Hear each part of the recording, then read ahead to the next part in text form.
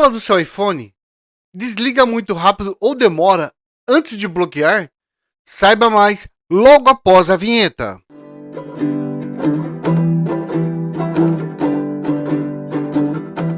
Olá, seja bem-vindo ao canal Imagem na Teia. Eu sou Augusto e neste vídeo você vai aprender a alterar o tempo que a tela do seu iPhone demora para desligar antes de bloquear.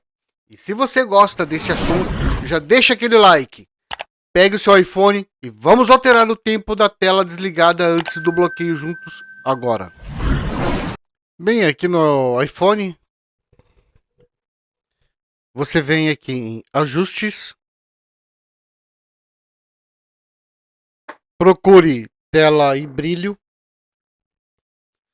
e agora clica aqui em Bloqueio Automático. E aqui você vai escolher o tempo entre 30 segundos, 1 minuto, 2, 3, 4, 5 ou a opção Nunca. E lembrando que com Nunca selecionado, a tela tem que ser desligada manualmente por você. Alterar o tempo que a tela do iPhone vai desligar antes de bloquear é bom, pois deixa esse bloqueio dentro do nosso tempo. E lembrando que quanto mais tempo a tela demorar para bloquear, mais bateria é consumida.